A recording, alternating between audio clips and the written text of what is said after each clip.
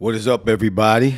I have to make some little minor adjustments here. Let me see if I can get this camera to move just a little bit up so that you can see me a little bit better.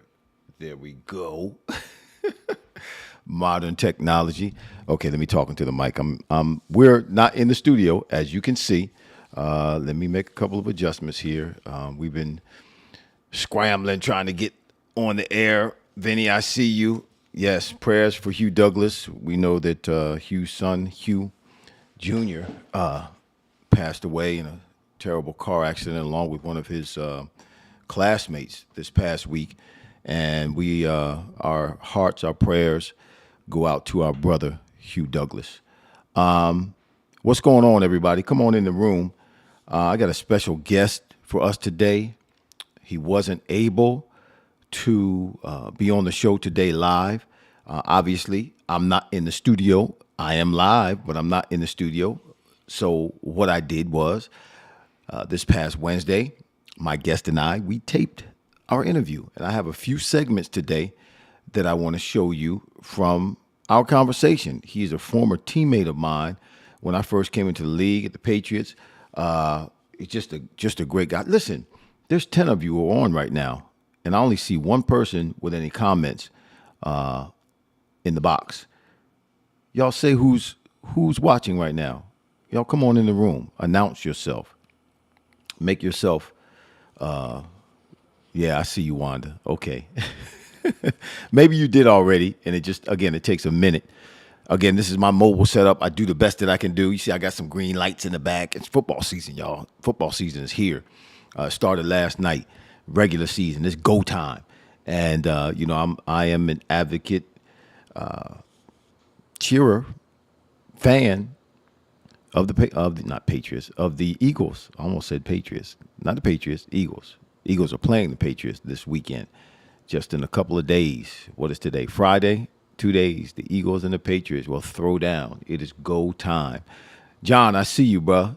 Steven, I see you. Pace, brother Pace. Okay. All right. Y'all coming in the room now. I got you. Richard Melton's in the house. I know we're a couple of hours behind y'all, but there's several different reasons for that today. I hope you can hear me at least at a decent level.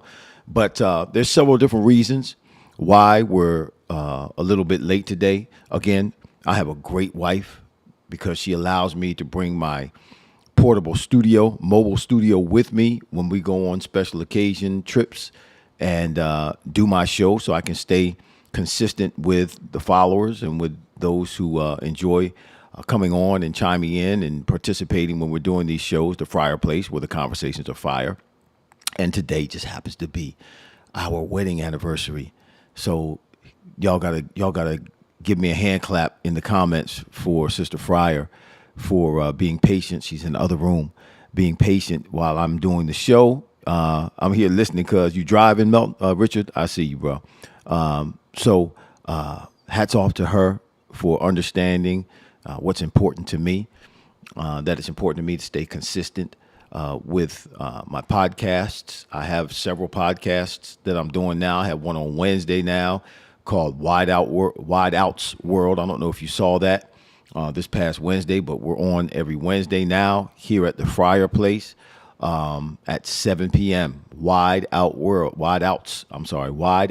World, apostrophe S. That's myself and Michael Timpson and Fred Barnett, and we do an in-depth analysis on the NFL receivers. We all have some experience in the NFL. Fred has 8 years, Mike has 10 years, I have 17 years, and we're going to analyze the good play and the bad play. I mean, you look yesterday, there was a cat, I can't remember his name. I tried to remember his name, but I couldn't. But Patrick Mahomes threw a pass to him right in his hands, perfect pass. And it went through his hands, and it ended up being a pick six. That kind of stuff just can't happen. Y'all saw it last night. Steve Andrews, I see you, bro. Thank you. Thank you for a happy anniversary wish. But listen, I wanted to get into this because I did want to do something today, particularly with someone who was a former Patriot, because the Eagles are playing the Patriots this weekend. And I'm going to try to stay consistent with that. I don't know if I'm going to be able to do that. I know next week they play, on Thursday the Eagles play the Vikings. I'm trying to get Chris Carter, but Chris is a little busy, so I don't know too many other Vikings. But anyway, I'm going to show you what happened on Wednesday, the talk that I had with my former quarterback. He was at the Patriots when I got there, none other than Steve Grogan. For those of you who didn't know that, man, he's Mr. Patriot still, as far as I'm concerned. I know Tom Brady came in and they're honoring him on Sunday, number 12. But listen, if Tom were not so popular and hadn't won so many Super Bowls, Steve is Mr. Patriot. He's a Patriots Hall of Famer, 16 years in the NFL, 149 games. He was drafted in 1975 out of Kansas State, fifth-round draft pick, tough as nails. He's in the All-70s team, New England Patriots All-70s team, New England Patriots All-80s team, New England Patriots 35th anniversary team, the Patriots Hall of Fame, and he has his number retired at Kansas State. It was number 11 when he was at Kansas State. He was 14 when he was playing for the New England Patriots. Now, for those of you who have never seen Steve play, I want to do this for you real quick. Keenan, I see you, man. Thanks for being with us today. Boy, y'all are balling today. Love Wide Out's World. I thank Steve. I appreciate you, man. Make sure you follow us.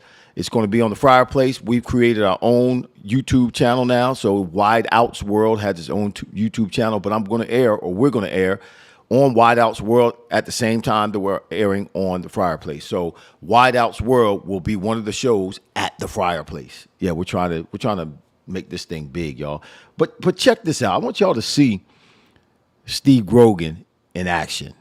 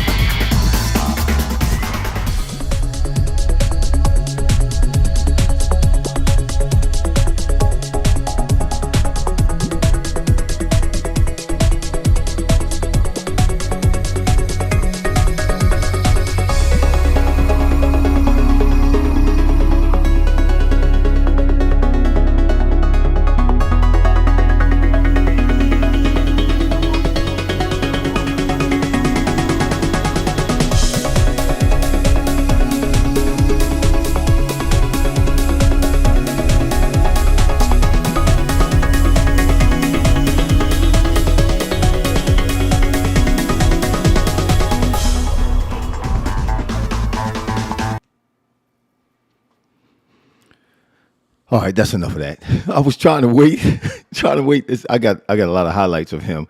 Yeah, you looking for wideouts? I know a guy who married into the moth. Okay, no, we got enough for the wideouts world, Keenan. Thank you though. I was trying to wait to see the highlight of me catching the ball from Steve.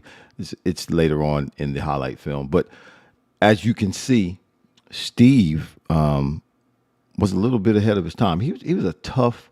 They called him tough as nails. He was a different type of guy. He would have fit well into the NFL in today's game because he was a runner. He ran the ball. I mean, in 1976, the year after he was drafted, he scored 12 touchdowns running the ball.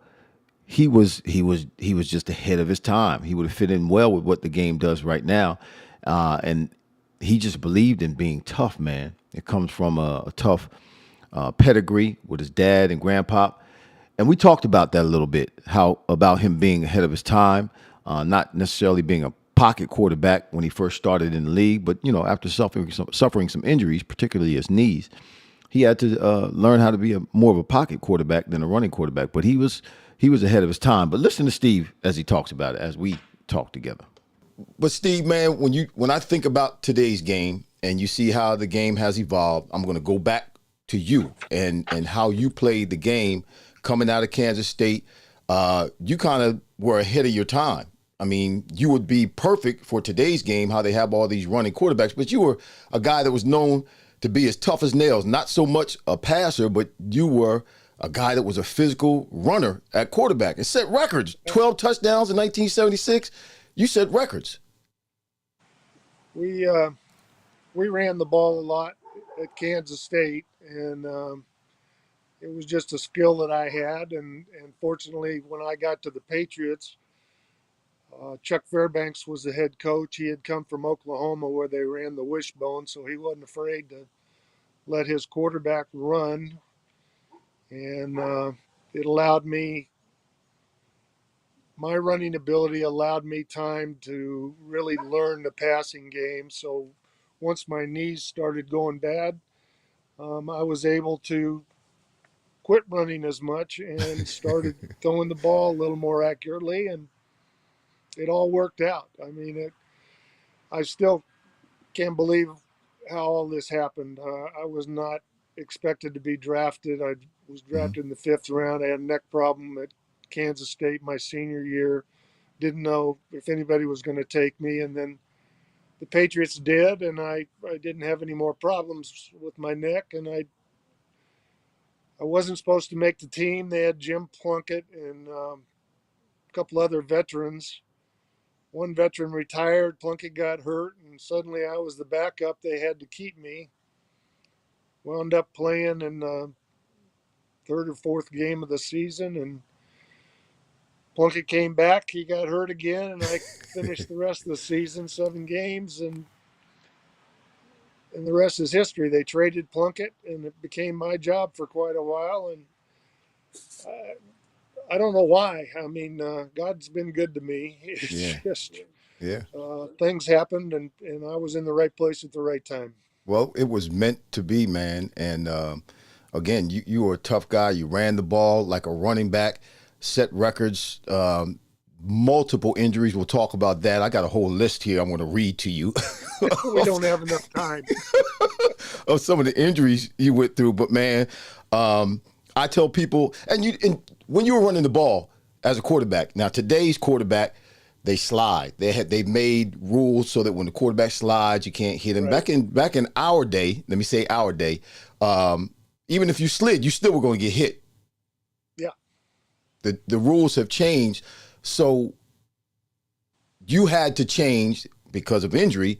You had to change into what people would call a prototypical quarterback that stands in the pocket and throws the ball. Right. What was that transition like for you, and what did you have to do mentally and psychologically to keep yourself from running the ball when the hole was there? Um, I think I was smart enough to know I couldn't run much anymore, so I Mm-hmm. didn't try to. I did. The only time I slid during my career was a game in Pittsburgh. It was the day after Christmas, and I got out of the pocket. Hmm. Was getting down. We were down in field goal range, and the time was running out. I slid. Defensive back didn't pull off, hit me up under the chin as I went to the ground. The last thing I remember was my hands coming up to call timeout. And the next thing I knew, I was in the shower in the locker room and asking the assistant trainer whether it was Christmas Eve or Christmas Day.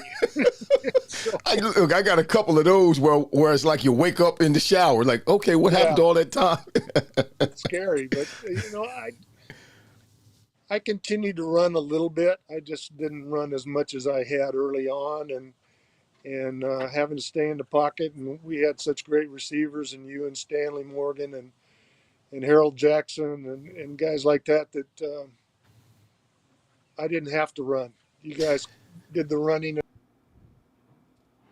We did the running and the catching.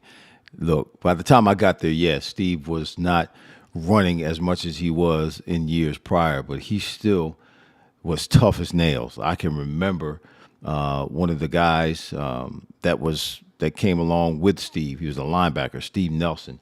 I'll never forget this because I patterned myself after this statement that I'm getting ready to tell you all my career.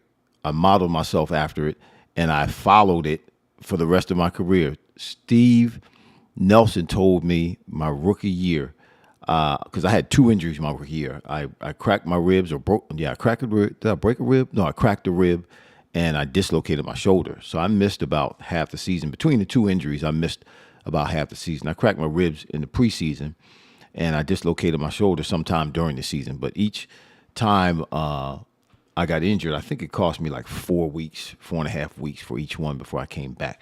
But Steve Nelson came up to me and he told me, he said, listen, you get hurt, if you're hurt, don't you lay on the field. Get your behind up and get to the, I don't care if you got a broken leg, get your behind off the field and get over here to the sidelines. We'll take care of you on the sidelines, but don't you lay on the field. And I followed that from, I got injured in Philadelphia. I was playing for the Washington Redskins at the time. And I got twisted a little bit and my spinal cord went into a spasm and started spasming. So I was actually paralyzed. But I could feel it happening, but I didn't stay on the field. I came to the sidelines and laid down on the sidelines because I'm thinking of Steve Nelson. Don't you lay out in the field. But man, it's just a different breed of players. Those guys that I played with most of my career, but particularly those cats on the New England Patriots, my first 9 years in the league. Doug Greer, I see you. He said nothing but respect for number 14. That's right. He is Mr. Patriot, man. And when I called him, anytime I call him, he responds, whether it's a text message or a call. He's always available to me. So, of course, like I said, I wanted to talk to a former Patriot or a current Patriot. That's probably nearly impossible to talk to a current Patriot. These cats are almost impossible. Well, it's impossible to get a hold to them and particularly get them on the podcast. Wow, I don't have $1 million to pay these cats. But anyway, so I called Steve. He was there, but of course, it's because the Patriots are playing the Eagles this week, and I had to ask him, predictions. What do you think's going to happen in this game? So check it out as we talk about the Patriots and the Eagles. You were there for years. Belichick was there, and Brady was there. You Yeah, were still in New England at the time, right? I was. Yeah. So they got Mac Jones and got Bill O'Brien, the new, well, not new, he's there for the second year, offensive coordinator. Yep. What do you think about them this year? Are they going to give the Eagles a hard time or what? I think they'll give them a hard time. I don't know that they'll beat them. Um, you might. I know they only have at one point after the final cut down, they only had one quarterback, and that was Matt Jones. Like, they ready to So get somebody else. I don't know. I don't know how they're going to do that. Whether they Right. brought somebody back yet or not, I haven't read that. But Uh, I think they've got some talented wide receiver. Their defense is always good under Belichick. mm-hmm. But the thing about Belichick is he doesn't. I know he wants to win early in the year, but it's like he he has to set things up. If he loses a couple games early on, he doesn't worry about it too much. Okay. He's more concerned about winning games as they go along later in the season. Mm-hmm. It's what I see anyway. And Philadelphia's got a lot of talent, and that was evident in their Super Bowl run last year. Mm-hmm. Um, we have a house down in Florida too, and then my next door neighbor's from Philadelphia, so we had quite quite a bit of smack talk going on, and he had one of those little yard flags with the Eagles, and Robbie went out and bought a yard flag for the Patriots. Oh, get out of here, Robbie giving it back to him, huh? Yeah, so if the Eagles won, we had to fly that in our yard, and if the Patriots won, he had to fly ours in his yard, and so we had a week of Patriots in his yard, so it was a fun time. It's But yeah, the Eagles are Jalen Hurts. Is that it? Jalen Hurts. Yep, Jalen Hurts. Yep. Mm-hmm. He's got a lot of talent, so he's going to take them a long way this year, I'm sure. Yeah, I wish I was as focused as he is at the age of 25. Yeah, he's very special, very special. So what do you think, Grogs, about how things are being done now in the league? You know, when we came in, it was 6 weeks, 2 days, 2.5, 3 hours a day. What did we play? 4 or 5 preseason games. We played in all of them. Now, I mean, okay, for the Eagles, for example, Jalen Hurts has not played one snap in the preseason. Not one. Is that right? Yeah. A.J. Brown, Devontae Smith, his starting receivers, none of them have played not even one snap in the preseason.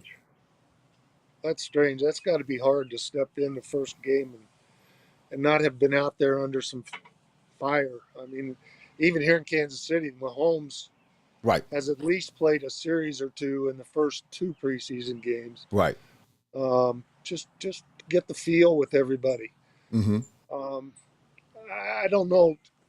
The 3 preseason games, when I first came in the league, we had 6 preseason games. Yeah, we had. I was going to say we had. Yeah. And now they're going to 3 with 17 regular season games. The injuries. They talk about the injuries, but I don't think these guys get in as good a shape as we did. Uh-huh. We had to be in shape to go 2-a-days like we do. Right. With pads. You find out who can survive and who can't. Not during the first game. Right. Wow. These guys. I watched a college game the other day. Who was it? Florida and somebody. And these guys were cramping up all the time. And you can't cramp up in the first game. Every other player, it's like 2 plays, the guy's cramping up. Right. Well, there's plays, another guy's cramping up. You're right. There's something to it, and I agree with you. I mean, I can't seem to get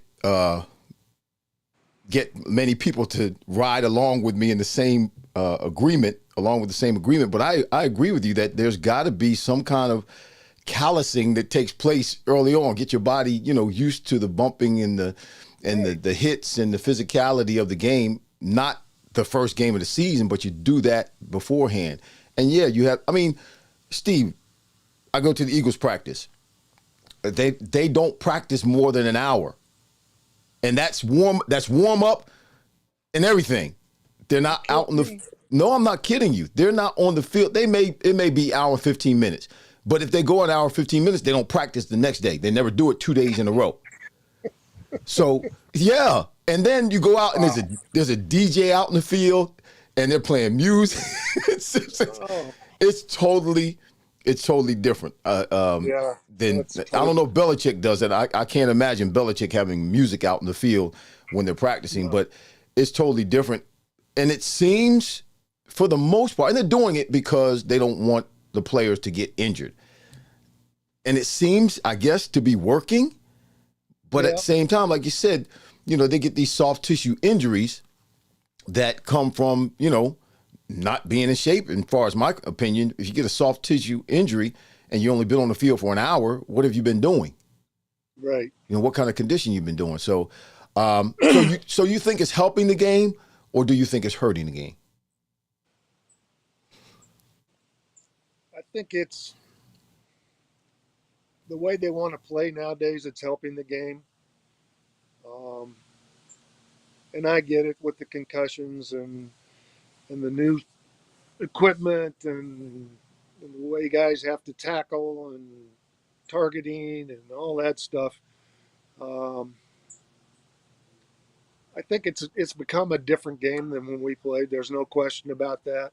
Mm-hmm. And baseball didn't make any changes for 150 years. Right. They made some changes last year to the way the time clock works, and Right. Pitch clock. Yeah. it's better for the game, but it doesn't really change the game. Right. No. Basketball hasn't really changed. Football's changed dramatically, and a lot of it's because the ball goes in the air practically all the time now. There's very little running game. Mm-hmm.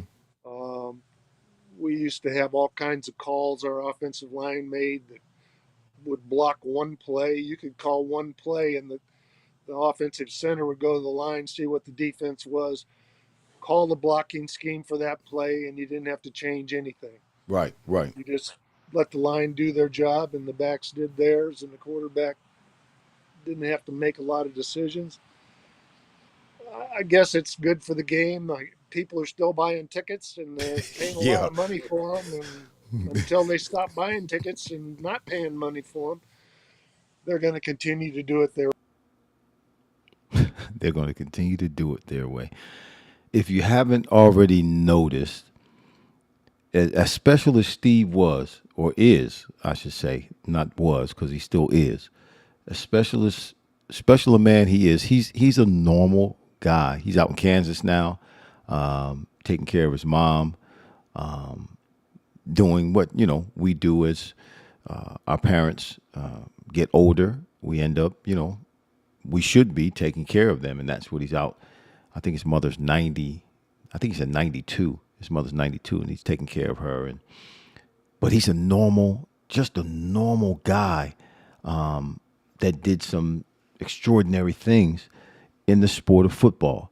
And he's one of the guys that I really, and I told him I'm not going to show it in one of these clips, but so everybody, or many people, I will say, not everybody, but a lot of people ask me, and I played for 19 different quarterbacks. I caught balls. I have the record in the NFL for catching balls and touchdowns from the most quarterbacks in the history of anybody. I've caught balls, touchdowns from 19. Every quarterback that I played with, I caught a touchdown with. So I have 19 quarterbacks in 17 years, many of which you would not even recognize their names if I started rattling them off. But many of the people who ask me, they know some of the names of the quarterbacks that I played with. But when they ask me who is the best quarterback that I played with, they expect me, or they're looking for me to say Dan Marino.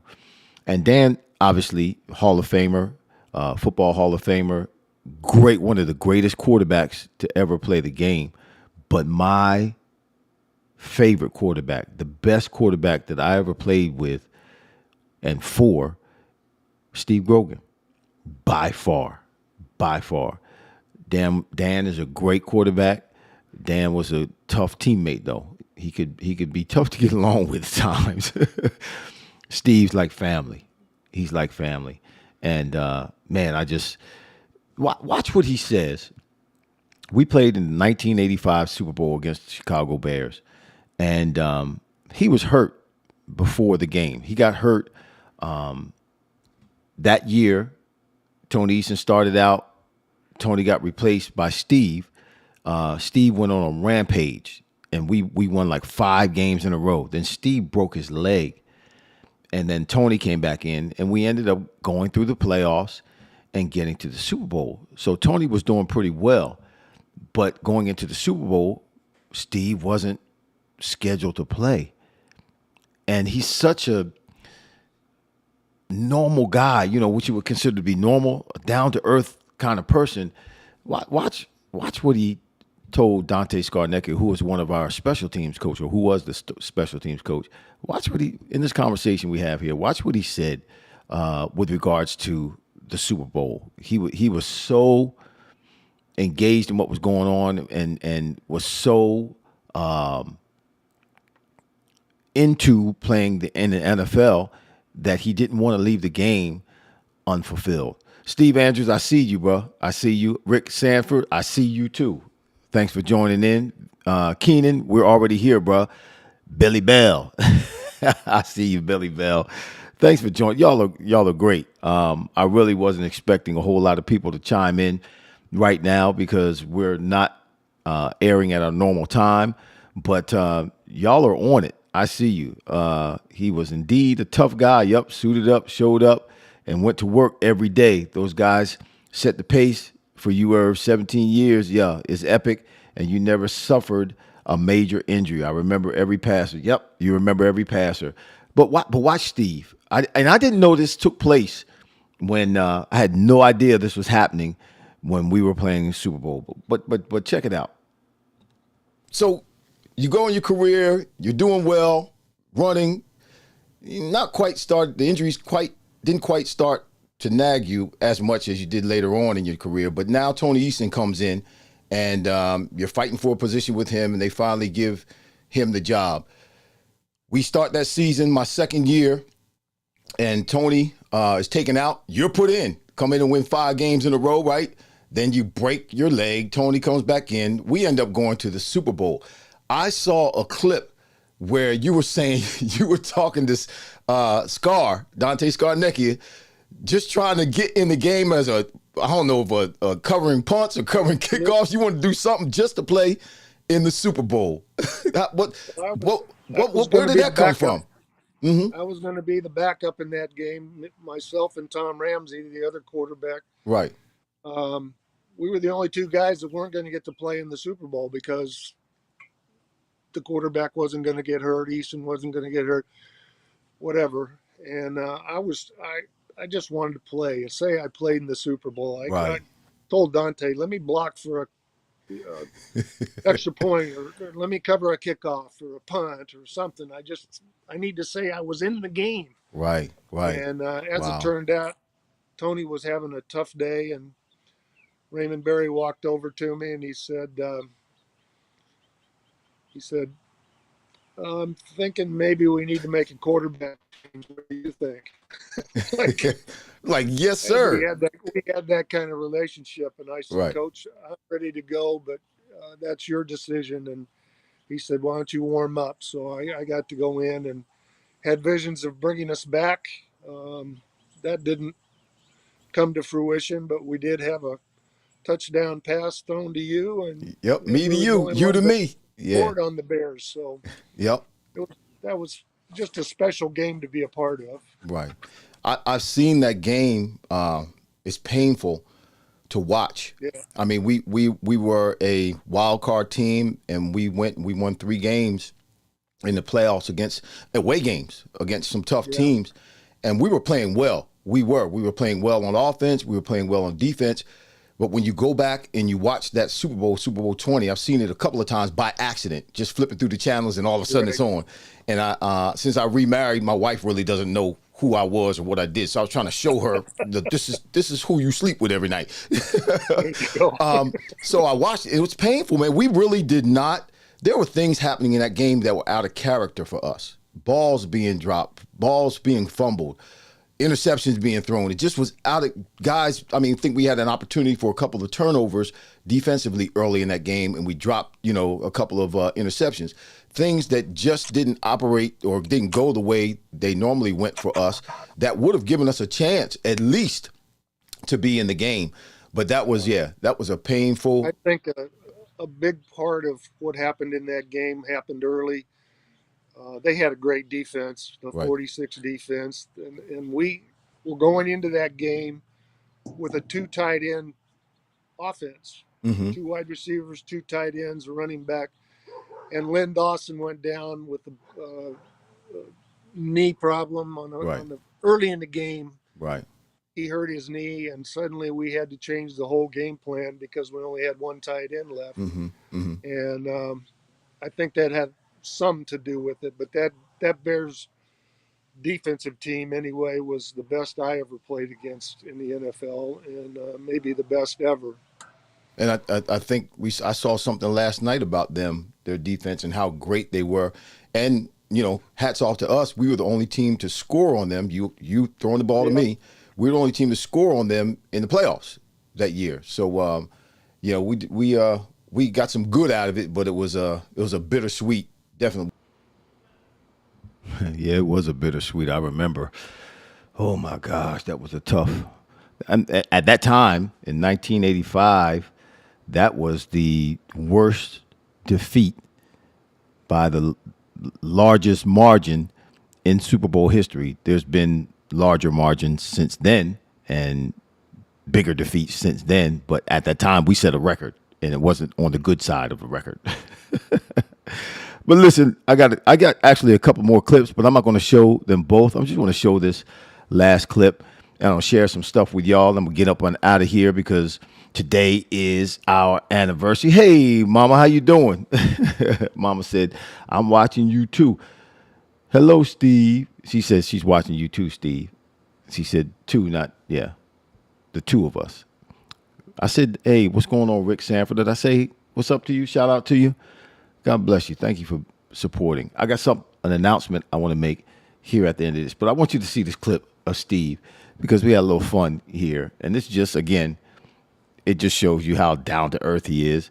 And don't get me wrong, y'all. He's a down to earth guy, but he's Mr. Patriot. Before Tom Brady came along, and before Tom Brady accomplished what he accomplished, the man up there is Steve Grogan, and he still is the man up there. He's moved from New England to Kansas now. Again, like I said earlier, he's taking care of his mother, but that's Mister Patriot. He's Mister New England Patriot. When people talk about quarterbacks, okay, there's Tom Brady, but then there's Steve Grogan, and before Tom Brady, I'm sorry, it was Steve Grogan, and it still will be Steve Grogan, but Steve Grogan and Tom Brady now.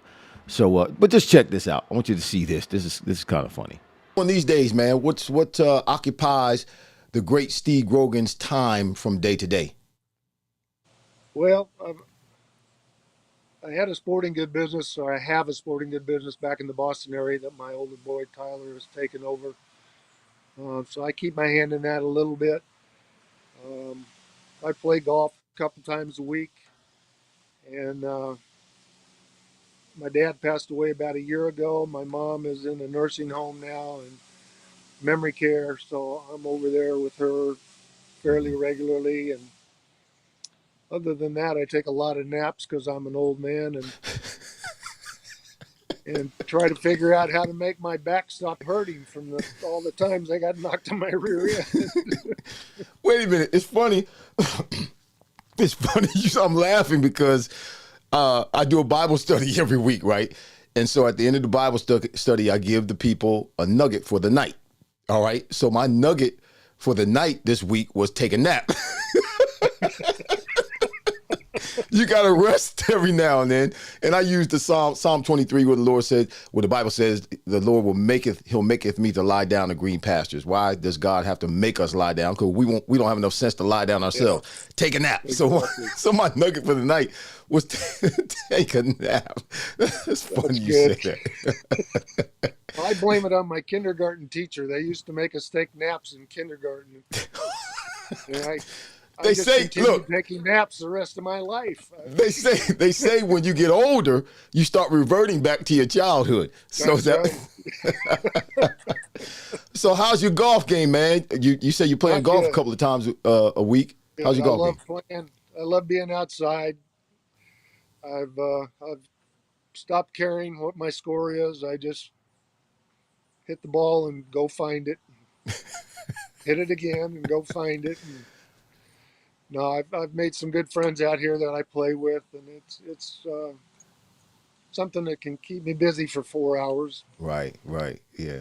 and then my wife keeps me busy for the other 20 hours in the day. So How's Robbie doing? How's she doing? Robbie's doing good. She's been a big help with my mom and getting things for her that.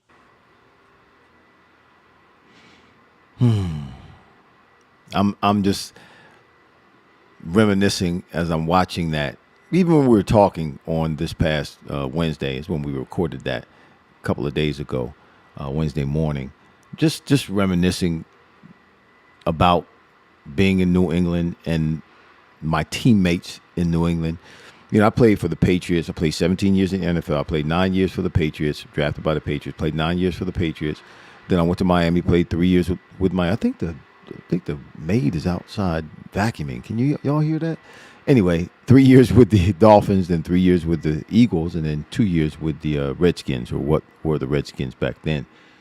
And the players that I stay in contact with, for the most part, to this day, are the guys from the New England Patriots. You know, Ronnie LePet, Steve Grogan, Michael Timpson, Cedric Jones. I haven't talked to Stephen Starring in a while, but guys like that, we had a great time together. That's Steve had mentioned in one part of where we were talking and conversing back and forth. That's where I grew up, you know, tried to grow up. At least I thought I tried to grow up. I was struggling as a young man early in my career, trying to figure out which direction to go in. And I was making a lot of mistakes, you know, particularly off the field, and making more headlines off the field than I was on the field. But by the time I left New England, I had grown up a little bit. So, and Steve said that. He said that this is where you grew up. And I told him, thank you for being patient with me, because those guys didn't play, man. If you were messing up back then, they'll come to your house, say, listen, you messing with my money. We need to have this team straight, and you need to be operating at optimum capacity. But y'all, that's Steve Grogan. I had a great time conversing with him. There's much more to the conversation than what I've shown you today, but you know, we don't have a whole lot of time today, and the show is only an hour long. I'm not sure how long we've been on right now, but I know it's almost an hour. We were late coming in beyond the time we normally show. We show up on Fridays, which usually is at 12 noon. I think we're somewhere around 1:30 when we came on. But y'all, thanks for coming on today. Listen, I have an announcement that's going to start taking place for the rest of the season. I don't know if you follow me on Instagram, but I'm on Instagram. Real talk. That's right, Steve. It's real talk. It's just real talk. I'm trying to hold it in because I'll mess around and start tearing up, because those guys, I love those guys. I really do. They're great guys. They helped to raise me. I fought with them in good times and bad times. We had some seasons too. You know, we went to the Super Bowl my second year in the league, but man, the rest of the time up New England, we struggled. I think my last year there, or my next to my last year there, we were 1-15. And let me tell you something. There were never any arguments like in practice. There was never any finger pointing. And I don't know if you've ever, anybody who's watching right now or who will watch this at a later time after it posts, I don't know if you've ever been serious about sports and been on a team that's not winning. When that happens, it's people start pointing fingers. It's easy to start pointing fingers. It's easy for people or those who are on the team to start making, pointing the blame, putting the blame on someone else rather than themselves. We never had any of that. And that wasn't the only season we had a losing season. I think my last 3 seasons there was 2-14, 1-15. We were like that, only winning 2 and 3 games a season. But there was never any accusations. There was never any finger pointing. We hung in there together. We tried to find a reason to play hard and to win. We knew we weren't going to the Super Bowl anymore, but we still managed to be able to hang in there together and play as a team. And that's when you find out who's with you and who's not with you when tough times come. And we know that. We know that. So listen, those of you who are followers who follow me on Instagram, if you don't, go to Instagram and look for Dr. Irving Fryar. That's Dr. Irving, Irving. Fryar. Look for Dr. Irving Fryar. And follow me on Instagram. We are starting Thursday, something that's called, it's a contest actually, called Game Day Drip. Game Day Drip. We're going to do it on Eagles, and it's going to be Eagles Game Day Drip. We're calling it Game Day Drip because I can't advertise with the name Eagles. So Game Day Drip. For those of you who are old like I am and you don't know what the heck I'm talking about, drip is what the young people call gear, your clothes. So we're looking to try to, bring in the old folk and the young folk and have a contest. All right. It's going to be a contest called Game Day Drip. So I'm going to have some serious drip on too, y'all. Don't get it twisted. I'm going to be number one.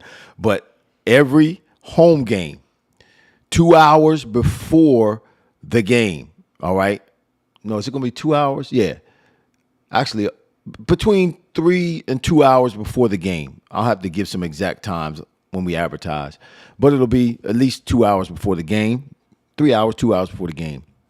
After I finish the show at Green Legion, we'll be right on the corner of the Xfinity Center, and we're going to be out there filming and taking pictures of people who have dope game day drip, who have some serious, dope, nice game day drip.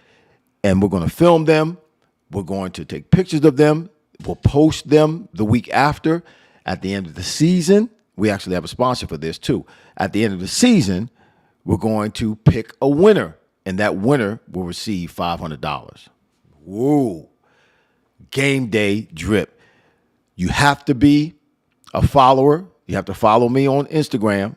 Okay. These are 2 requirements to be able to win the contest. You have to follow me, be a follower of Dr. Irving Fryar on Instagram, and you got to show up to get your picture taken or get filmed. You get both of those in, and you're qualified to win the money at the end of the season. At the end of the season, we're going to pick a winner. We'll make sure we contact them, and they'll receive $500 cash. Yes. Game day drip. Yeah, it's going to be hot. So if you're going to the game, or if you just want to show up with your drip on, at the Xfinity Center right outside on that corner there across the street from the stadium, 2-3 hours before the games, home games, show up. We'll make sure we take your picture, make sure we film you. Of course, I won't be wearing nothing with the Eagles, so I guess I'm out. Yeah, you out, bro. Richard Melton, you're out. Out. Actually, it's not called, because if someone comes up with some, because there's opposing teams, obviously, that's going to be there. So if someone comes up, say, for instance, it's the San Francisco 49ers we're playing this particular day, and someone comes up with some serious 49ers, serious gear on, they may qualify. They may qualify because it's called Game Day Drip. It's not necessarily called Eagles Game Day Drip, but we're focused on the Eagles. That's the kind of drip I'm going to have on. It's going to be green and something else. All right. Listen, it's my anniversary. I got to get out of here. I've been on here long enough.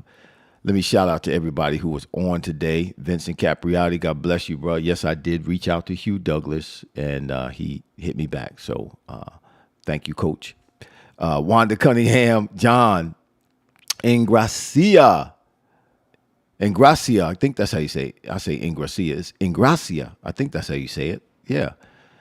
Stephen Pace, Richard Melton, Steve Andrews, shout out to you, bro.